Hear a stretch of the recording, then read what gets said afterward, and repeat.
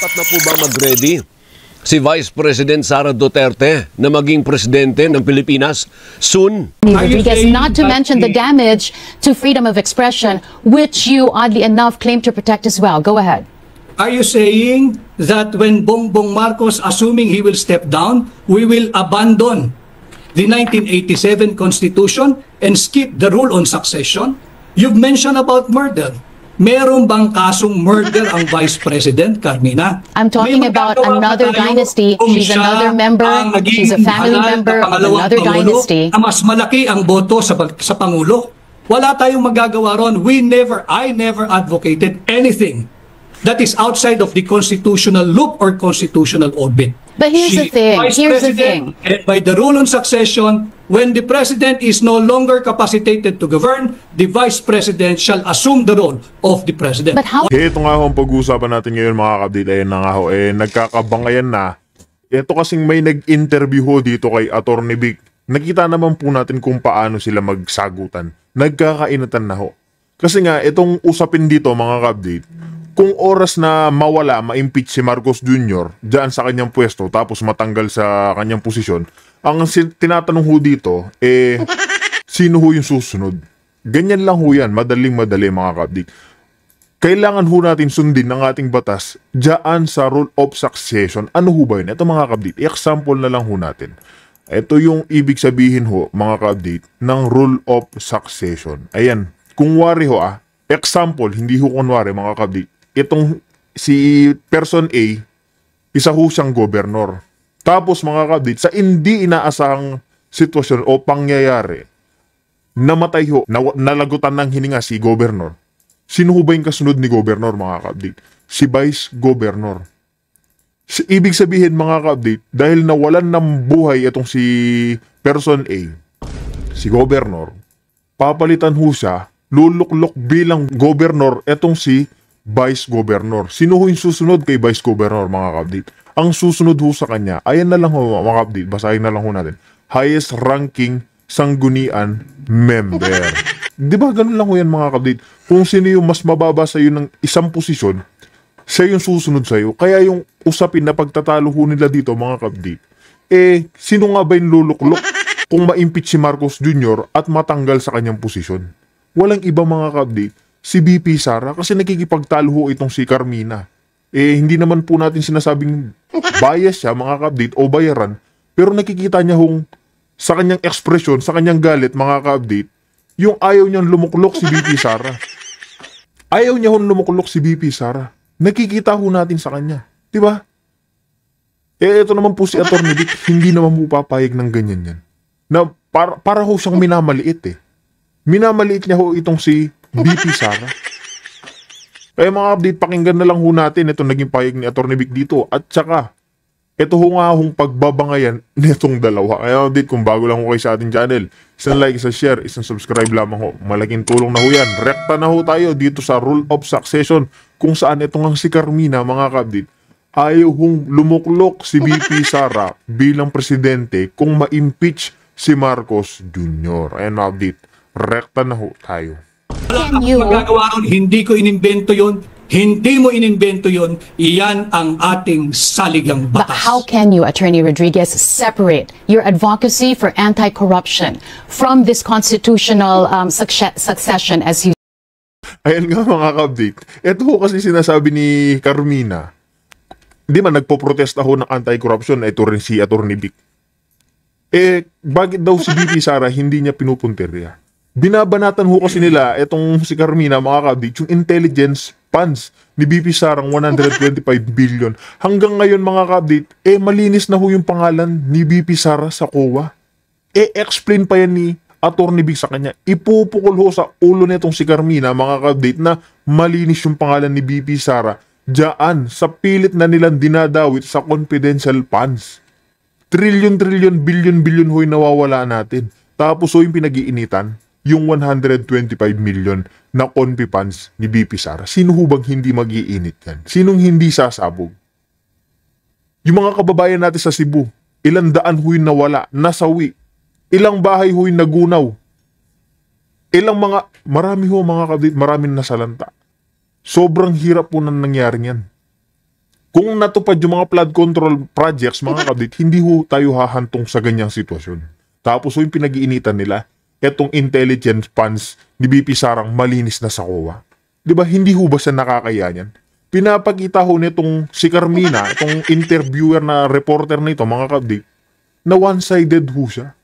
Pinapakita niya hong sinasampal ng pera. Di ba? As you said, the Vice President who stands to benefit from your call is also mired herself in corruption allegations. How does that reconcile with your anti-corruption advocacy? As a media practitioner, alam mo na walang ini-issue at clear na ng Commission on Audit ang Office of the Vice President kung ang pinatutukuyan mo ay yung paggamit ng intelligence funds. At walang nakabinbin na anumang kaso or impeachment laban sa pangalawang Pangulo. So yung iyong sinasabi na meron siyang issue ng korupsyon, yan ay gawa-gawa. Nakikita naman natin nung makakaliwang grupo na ayaw nang makabalik ang tatak Duterte na serbisyo. But hindi siguro tayo matatapos dito kahit maghapon tayo sa iyong programa. Ang aking tugon doon sa iyong katanungan kung sakaling bumaba ang kasalukuyang Pangulo, naturalmente umiiral ang ating saligang batas, ang Vice Presidente ang siyang hahalili sa mababakanting posisyon. Wala akong magagawa doon, wala kang magagawa. Hindi natin pareho imbensyon yan. Iyan ay nakasulat, nakagarantiya at nakaukit sa ating 1987 Constitution. Again, people are saying, or at least there are groups who are saying, why stop at the President? Why not include the Vice President as well? Yun ang sinasabi ng iba. Ang panawagan, hindi lamang ang iisa ang dapat mag-resign, kundi lahat na mag-resign. Tanong ko lang sa iyo, Carmina, sino ba yung dinadawit sa matinding korupsyon dyan sa admin ni Marcos Jr.? Tanong ko lang sa inyo, si BP Sara ba? Na bakit kung siya yung pag-initan nyo, akala mo siya yung nagnakaw ng trilyon-trilyon, bilyon-bilyon na pondo dyan sa flood control? Hindi mo mababago ang batas? Hindi mo mababago na pag umalis dyan si Marcos Jr. o ma-impeach siyang si Marcos Jr., papalit si BP Sara. Kaya mapapansin ho talaga natin dito sa babaeng ito, mga kabdit, na nababat-hurt ho siya. Nababat-hurt ho siya dito kay Atty. Vic. Hindi niya ho kasi matatanggap, mga ka-update, na pag napalitan si Marcos Jr., hahalili si BP Sara. Di ba? Hindi ho nila matanggap yan, mga ka-update. Alam naman po natin na sino ho ba, katulad yan, hindi niya ho pinapakita yung pagiging professional niya bilang reporter. Hindi niya ho pinapakita. Pinapakita niya ho, mga kabit, na one-sided story ho sila. Ayaw ho nila dyan kay BP Sara. Ay, mga update, pakinggan naman ho natin itong isang political analyst kung saan ipapaliwanag niya nga ho na kung mag-resign si Marcos Jr., maganda ho ito. Magandang sign para lumuklok ang ating BP Sara. Mga kabdit, rektayin na rin ho natin to, wag nang patagalin pa. Sa palagay mo, Professor, matatapos ba ng Pangulong Marcos ang kanyang termino hanggang 2028? Naku, napaka-importanting tanong yan, no? Kasi kung titignan natin, no, nasa gitna na naman tayo ng isang tinatawag na crisis of legitimation, no? Kumbaga ang karapatan ng nakaupong Pangulo ay naku-question kung dapat ba siyang magtagal, no? Ang pagkakaiba kasi, no, tayo ay ang sistema natin ay isang presidential form of government, no? At nakasaad sa Constitution na hindi basta-basta mapapalitan ang nakaupong Pangulo until matapos yung termino niya, no? Ang constitutional way lang na matanggal ang isang Pangulo, alam naman natin, ay through an impeachment, no? So ngayon, given all of this, unlike sa halimbawa sa isang parliamentary form of government na sa kalagitnaan ng termino ng isang prime minister ay pwede siyang alisin, no, sa posisyon, ang presidente ay may term of office. So unang-una 'yon. Ang tanong ngayon dito, no, kung meron tayong krisis na politikal na katulad na nangyayari ngayon dahil dito sa flood control scandal, no, ano ang mangyayari sa Pangulo kung hindi kagad maresolba itong mga usapin tungkol sa korupsyon sa gobyerno, no? Ang sabi ng iba, no, dahil hindi naman siya matatanggal kagad unless magkaroon ng impeachment o magkaroon ng extra constitutional move against him, at meron, nakita naman natin, no, pinipilit din itong pamamaraan na ito para panagutin ng Pangulo.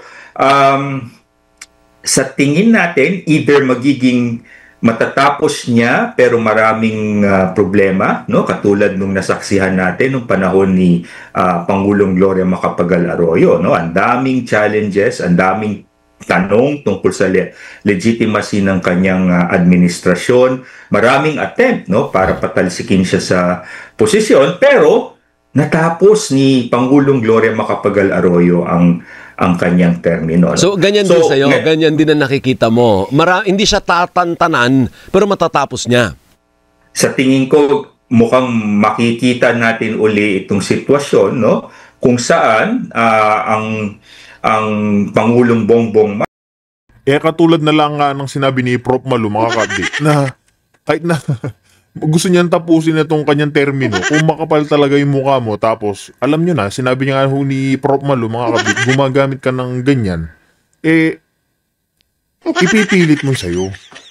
Ipipilit mo sa'yo. Tulad niya, no, isipin mo, milyon-milyong Pilipino nagrarally, nagsasama-sama, people power, galit sa Pangulo.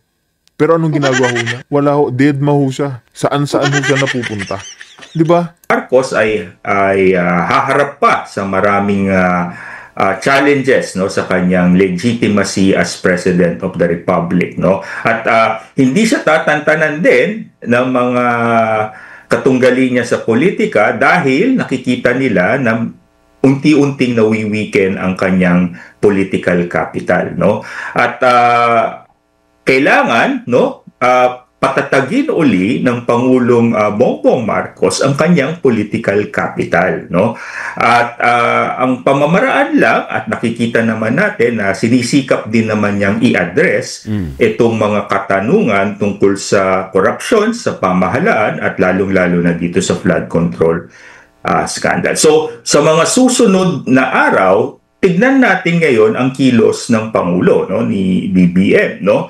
Ngayon na talagang kumbaga sa basketball, Alvin, no, yung nag-full court press yung kabilang team, no. Nakita naman natin itong mga nakaraang araw na talagang lahat na, no, at kung gagamitin natin ay yung termino ng poker, nag-all-in na yung kabilang kampo upang itulak, at mukhang gusto nilang i-replicate yung people power path, no, upang mapatalsik ang Pangulo, at mukhang hindi naman naging epektibo, no. So ang next move ay nasa administrasyon at kailangan patatagin niyang ang kanyang posisyon, at ito'y mangyayari lamang dahil more than 3 months na since siya mismo ang nagpasabog nitong usapin tungkol sa flood control scandal. Okay. No? Kailangan ng mamamayan na makakita na ng resulta, no? At least magsampa na ng kaso, at kung merong aarestuhin at merong ikukulong, dapat gawin now na. Prof, bakit ganon? Ano sa palagay mo ang problema kay Pangulong Bongbong Marcos? Is it because hindi siya ganon ka, parang hindi mo makikita na parang nagagalit na sa tindi ng katiwalian? Siguro yung ibang presidente baka magwala na yon. Lahat titino na dahil sobrang siya parang wala lang, cool lang, parang ganon. May problema ba tayo sa ganyang demeanor? O talagang, paano bang, ano bang pinakakailangan solusyonan o baguhin? Kalmado yan si Bongbong Marcos, mga ka-update. Kasi nga, wala ho siyang pakialam. Kasi sino ho ba yung dinadawit dyan? Sino ho ba yung mga pinapangalanan? Si Martin Luther King, si Marcos Jr. Dinededman niya na lang ho. Kasi nga ho, marami siyang trolls. Alam niya ho, may poprotekta sa kanya. Di ba? Ng presidente. Alam mo, Albi, no, meron din tayong tinatawag na presidential style of leadership, no? At merong mga presidente na talagang very active, no? Kumbaga, kayang-kaya nilang panindigan yung kapangyarihan ng pagiging pangulo, at pwede nilang gamitin ito sa positibong pamamaraan, no? At meron din naman na naging pangulo tayo na medyo passive, no? Hindi naman sila ganun astig sa kanilang kapangyarihan bilang presidente. At itong active or passive, pwedeng maging positive or negative, no? Halimbawa, si Cory Aquino, no, very passive siya, no, sa kanyang pag-handle ng presidency, no. At a certain point, naging positive to nung post-EDSA, pero naging negative din nung pinuputakti na rin siya ng mga kaaway niya. Si Noynoy, very passive din, pero positive siya, di ba? Marami ring nagawang etong si FBR, very active, no? At naging positive. So, iba-ibang style yan, no? Meron din namang negative, no? Halimbawa, yung ama ni Pangulong Bongbong Marcos, no? Very very active sa kanyang paghawak sa kapangyarihan, pero in the end, no, nagkaroon tayo ng martial law, and the same with former President Rodrigo Duterte, no, yung very active talaga, in your face na talaga mumurahin ka, no. Ngayon, tong si Pangulong Bongbong, no, very chill lang siya, no, pero at a certain point, kailangan ipakita niya na isa siyang Marcos, no, na kailangan ay meron din siya. Kaya yan nga mga kabdit, nung kapanahunan ni Pangulong Duterte, totoo yan. Pag oras na magnakaw ka, mumurahin ka niyan. Hindi ka naman sasantuin yan. Ito nga si Lucio Tan. Diniretsa niya ho, di ba? Hindi naman nung nagnanakaw si Lucio Tan, pero hindi nagbabayad ng buwis. Siningil niya ho yung bilyong utang ni Lucio Tan. 10 araw yata yung mga kabdit binigyan niya ng palugit. Agad hong nagbayad kasi nga ho, sinabi niya sasara ni Pangulong Duterte yung Philippine Airlines. Ganyan ho katapang yung mga Duterte. Alam na ho natin yan. Kaya oras na may lumuklok na Duterte, mga kabdit, panigurado, lilinis na naman ho yung ating bansa. Lilinis na naman po yung Pilipinas. O tingnan nyo ho ngayon, sa pamumuno ni Marcos Jr., sunod-sunod yung krimen, naglilipahan na yung mga, alam nyo, yung mga paborito nila yung Coca-Cola, yung paborito ng kanyang amo. Di ba? Malayo ho yung panunungkulan ni Marcos Jr. kay Pangulong Duterte. Strong will, no, na talagang panindigan ang kanyang posisyon, ang political position niya at ang kanyang pagiging presidente. Okay. Ngayon doon sa yung latest professor, anong say mo doon sa sabi ni Bersamin, hindi ako nag-resign. Okay. Sabi naman ni Jose Claire, hindi nag-resign siya out of delicadeza. Na napatunayan, hindi pala nag-resign yung mama. Anong nangyayari? Ibig sabihin doon mismo sa loob din ng Malacanang, it appears na may chaos din doon. Hindi lang externally, but internally, meron din silang problema sa loob, Professor. Oo, sabi nga ng mga estudyante ko, pag sa mga ganyang pagkakataon, wala ba kayong group chat? Di ba? Hindi ba napapag-usapan yan, di ba? Lalo na sa mga ganitong kaimportanting bagay, no? Ibig sabihin kasi, no, baka naman ito, I'm just speculating, no? Hindi clear yung line of communication din nila sa loob ng palasyo, no? At saka may mga sensitivity siya, no? Sino ba magsasabi sa executive secretary, no? Ang usual sorry, mabatin ako, Prof. Narinig mo, may nagsabi daw sa kanya na outside of Malacanang, na sinabihan siya na tsugi ka na. Can you imagine that? A private person with a vast influence telling the executive secretary na tanggal na siya? Sino siya? Para pagsabihan ng executive secretary na tanggal na siya. Anong papel niya at sino siya? Right. So yun din ang palaisipan para sa marami, at marami din malikot mag-isip at alam kung sino yun. No? Dahil sino alam mo ba, Prof, kung sino? Gano'n. May mga hinala tayo, no? Hindi naman tayo baguhan sa politika, no? Pero yes, meron, no? So pero kung siya talaga 'yon, makikita mo talaga na kanino ang center of gravity ng political power and influence sa loob ng palasyo, no? Ngayon, yan ang importante kasi, no, dahil nga sa presidential style ni BBM na hindi confrontational, no? So kailangan may ibang taong gumawa ng tinatawag nating dirty works, no? Sa pagiging pangulo, no? At kayo mga kabdit, tatanong ko lang ho sa inyo, ano ho bang gusto nyo? Presidenteng nagmumura pero galit sa adik? Alam niyo po yan mga kabdit. O yung presidenteng hindi nagmumura pero gumagamit ng Coca-Cola Tanong ko lang ho sa inyo, anong gugustuhin nyo? Yung nagmumura sa mga adik, tsaka hindi adik, na presidenteng nagmumura? O yung presidenteng hindi nga nagmumura, malumanay, pero gumagamit ng Coca-Cola? Tanong ko lang ho sa inyo, pumili ho kayo. Yung kung sino man yung emissary na yon ay talagang napaka-influential, no? Ngayon, ang problema, hindi na i-plan siya ng maayos, no? Siguro naisip nila, no, alam mo naman sa mga Pilipino and very Asian, no, to save face, no? Kaya nga delikadesa yung ginamit. Mukhang etong si kasi former Chief Justice ba naman yan? Former Justice of the Supreme Court yung Executive Secretary mo. Dapat siguro mas naging sensitive sila, no, sa paghawak ng sitwasyon, no, at pag-handle ng situation, no? Dahil hindi naman basta-basta yung Executive Secretary mo, no? At alam naman natin na common practice din yan, no? Kaya nga may courtesy resignation, no? You serve at the pleasure of the appointing power, the President. Kaya usually marami naman na tsugi, di ba, Alvin, na okay, tinanggap na lang nila kahit alam natin na hindi yun yung totoong dahilan. Pero ito, kakaiba din dahil former Chief Justice to. Sana binigyan din naman nila ng konting respeto. Oo nga. Pero saan ba patutungo ito? One last, kasi nandiyan na rin pala si Ron Habal sa kabilang Zoom, ha? Talaga nga naman, ha? Mga bigatin yung bisita natin. Sa palagay mo, may irururok pa ba ito, Professor? O ito na yung peak? Ito na yung pinnacle? O hindi?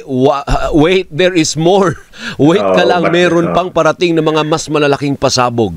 Oo, marami pa yan, no? Kasi alam mo naman sa politika sa Pilipinas, hindi tayo napapagod sa kakapolitika natin, no?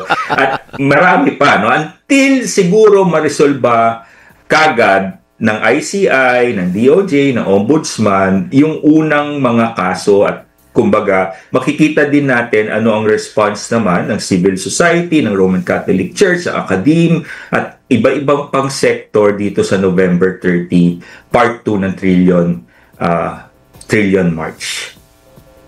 Dapat na po bang mag-ready si Vice President Sara Duterte na maging presidente ng Pilipinas soon? O hindi siya dapat magkampante dahil hindi mangyayari yon until the President finishes his term? Given the political climate, no, one of the reasons bakit hindi rin naging successful itong recent move ng kabilang kampo, no, ng kampo ni Vice President Sara, is hati ang bansa, no, hati ang Pilipinas, no. Kumbaga, kung malakas siya, at nakita naman natin to sa resulta ng mga nakaraang midterm election, no, malakas siya talaga sa baluarte niya. Pero dito sa norte at sa Metro Manila, isang dahilan yan, no, na talagang mataas ang porsyento dito sa mga survey na gusto rin siyang panagutin, no, sa impeachment. So malabo yun. Ayun na nga mga kabdit, kung may komento, reaction kayo, pag-usapan natin sa comment section, yan nga ang malaking katanungan. Kung maghahanda na ba si VP Sara sa pagluklok bilang presidente? Magkomento ho kayo dyan mga kabdit, pag-usapan ho natin yan. At eto nga hong pinahiya ni Atty. Vic na reporter. Kaya mga kabdit, dito na ho natin tatapusin ang ating reaction video.